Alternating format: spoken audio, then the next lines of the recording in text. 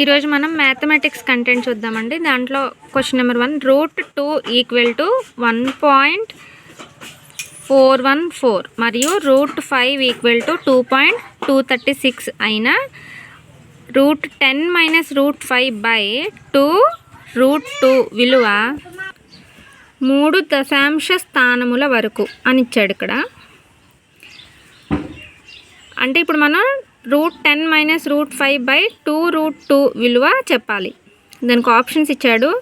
0.328, 0.462, 0.459, 0.268.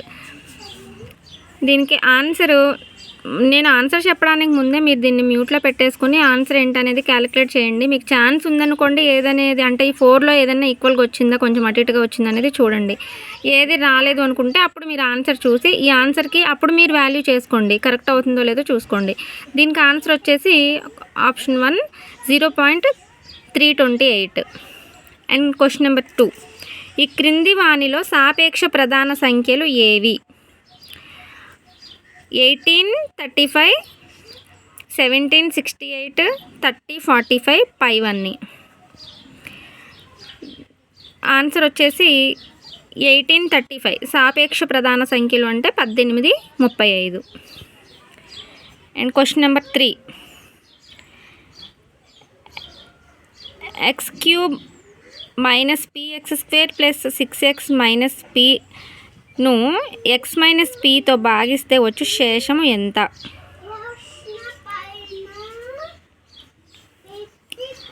x - pతో ఇక్కడ ఇచ్చిన వాల్యూని భాగిస్తే వచ్చు ఆన్సర్ అనేది ఎంత? దీనికి ఆన్సర్ వచ్చేసి ఆప్షన్స్ వచ్చేసి 5p, 15, 0, 153. ఇక్కడ ఇచ్చిన ఆన్సర్లో చూడండి 5p ఇచ్చాడు, దాని పక్కన ఆప్షన్ 2 15, ఆప్షన్ 3 0, ఆప్షన్ 4 153 ఇచ్చాడు. ఇక్కడ మనకు ఆన్సర్ ఒకవేళ తెలియలేదు అనుకోండి, ఇక్కడ డిఫరెంట్గా p అనేది యాడ్ అయింది ఓన్లీ ఆప్షన్ 1కి మాత్రమే. యాక్చువల్లీ తెలిస్తే ఓకే, తెలియని వాళ్ళు ఏం చేయాలి అంటే ఆప్షన్ 1ని క్లిక్ చేసేయండి. యాక్చువల్లీ కరెక్ట్ ఆన్సర్ కూడా అంతే. ఇప్పుడు ఈ నార్మల్గా ఉన్నాయి, దీనికేమో పక్కన p అనేది యాడ్ అయింది. So option 1 is correct answer. And 4th question 0.54 = p/q మరియు pqలు సాపేక్ష ప్రధాన సంఖ్యలు అయిన p + q విలువ ఎంత? 18, 15, 17, 153. దీనికి ఆన్సర్ వచ్చేసి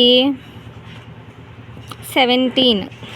అండ్ నెక్స్ట్ క్వశ్చన్ 24 మంది పనివారు రోజుకు 6 గంటల చొప్పున పనిచేస్తూ ఒక పనిని 14 రోజులలో పూర్తి చేయగలరు.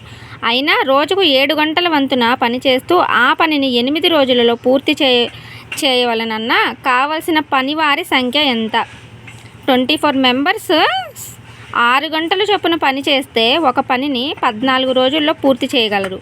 అటువంటి పనిని 7 గంటల వంతున పనిచేస్తూ ఆ పనిని 8 రోజులలో పూర్తి చేయాలన్నా మనకి కావాల్సిన పనివారి సంఖ్య ఎంత? అంటే ఇక్కడ పైన ఇచ్చిన పనివారి సంఖ్యను, ఇచ్చిన గంటలను, డేస్ను క్యాలిక్యులేట్ చేసుకుంటే మనకు ఆన్సర్ అనేది తెలుస్తుంది. మీరు క్యాలిక్యులేషన్ చేయండి, నేను ఆప్షన్ చెప్తాను. మీ ఆప్షన్స్లో మీరు అనుకున్న ఆప్షన్ ఉందో లేదో చూడండి. దీనికి ఆప్షన్స్ వచ్చేసి ఆప్షన్ 1 48, ఆప్షన్ 2 36, ఆప్షన్ 3 38, ఆప్షన్ 4 42. మీరు పైన ఇక్కడ మనకి ఇచ్చిన క్వశ్చన్ని క్యాలిక్యులేషన్ చేసుకుంటే మీకు ఆన్సర్ అనేది తెలుస్తుంది. Answer 48 correct answer. And next question Ramaiah కొన్ని కళాలను 200కు కొని వాటిని 240కు అమ్మెను. సోమయ్య కొన్ని కళాలను 500కు కొని 575కు అమ్మెను. అయినా ఎవరు ఎక్కువ లాభాన్ని ఆర్జించెను మరియు ఎంత శాతం ఎక్కువ? ఇక్కడ 200కి కొన్న పెన్స్ అనేవి 240కి, 200 కొన్న పెన్స్ని 240కి, అలాగే 500 కొన్న పెన్స్ని 575కి అమ్మారు. అంటే ఇక్కడ క్యాలిక్యులేషన్ చేసుకోండి, ఎవరు ఎంత పర్సంటేజ్లో ఎక్కువ ప్రాఫిట్ అనేది పొందారు అనేది తెలిస్తే మనకు అర్థమైపోతుంది. రామయ్య 20%, సోమయ్య 15%, రామయ్య 5%, సోమయ్య 5%. దీనికి ఆన్సర్ వచ్చేసి రామయ్య 20% అనేది correct answer. Next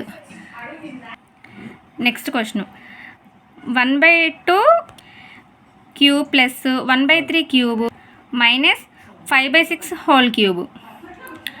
1/2 whole cube plus 1/3 whole cube minus 5/6 whole cube equal to ఎంత అని అడుగుతున్నారు.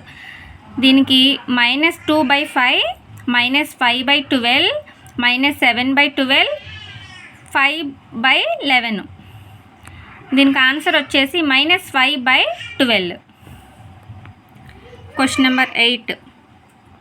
7 2n + 1 + 49 ఈక్వల్ టు 7 క్యూబ్ అయినా n equal to answer 2, answer 3, 4, 1. దీనికి కరెక్ట్ ఆన్సర్ వచ్చేసి option number 1, answer 2. Next question. x/y, 1/x, y/x³ గుణశ్రేణిలో a6 equal to option 1 y/x, y4/x9, x3/y6, y3/x6. దీనికి answer వచ్చేసి y4/x9. Next question. 35 మంది విద్యార్థులలో 21 మంది గణితాలను, 22 మంది సైన్స్ను ఇష్టపడుతున్నారు. అయినా సైన్స్ను మాత్రమే ఇష్టపడే వారి సంఖ్య ఎంత? 12, 14, 16, 4. దీనికి ఆన్సర్ వచ్చేసి 14. అసలు ఈ మ్యాథ్స్ బిట్స్ అనేవి ఇప్పుడు ఇది ఉంది. ఈ క్వశ్చన్కి మనం ఆన్సరు ఆప్షన్ నెంబర్ 2 అని చెప్పుకున్నాము. అసలు 2 అనేది ఎలా వచ్చింది అనేది, లేకపోతే ఇంకో క్వశ్చన్ ఉంది, ఇది ఉంది 14 అని. ఇప్పుడు దీనికి ఆప్షన్ మనము 14 అన్నాము, లేకపోతే దీనికి ఒకటి అన్నాము, దీనికి ఒకటి అన్నాము. అలా ఇలా మనం ప్రతిదీ కూడా దీనికి ఆన్సర్ ఇది అని మనం చెప్తున్నాం. కానీ అది ఎలా అనేది మనం బిట్స్ చేయగలుగుతామా లేదా అనే థాట్ మీకు వచ్చినప్పుడు దీనికి ఆన్సర్ ఎలా వచ్చింది అనేది చూడండి. ఒకవేళ మీకు ఈ వాల్యూ అనేది ఇప్పుడు ఏదైనా ఒక క్వశ్చన్ తీసుకున్నాము, దాంట్లో ఉన్న వాల్యూస్ అనేది కొంచెం మనకి హై వాల్యూస్ ఉన్నాయనుకోండి, ఆ హై వాల్యూస్ని తీసేయండి. ఇప్పుడు 24 మెంబర్స్ వర్కర్స్ అన్నాము, 6 అవర్స్ అని చెప్పాము. దీన్ని తక్కువకి ఇప్పుడు 24 దగ్గర ఒక 5 పెట్టుకోండి, 6 దగ్గర ఒక 2 పెట్టుకోండి. అలా తక్కువకి చేసుకొనైనా ఆన్సర్ ఎంత వస్తుందో చూసుకోండి, దాన్ని డివైడెడ్ బై చేసుకోండి. అలా ఏదో రకంగా క్యాలిక్యులేషన్ అనేది చేయండి. ఆన్సర్ మీరు చేసిన దానికి ఇక్కడున్న ఆన్సర్కి క్యాలిక్యులేషన్ ఈక్వల్గా వచ్చిందా రాలేదా అనేది చూసుకొని మంచిగా ప్రిపేర్ అవ్వండి.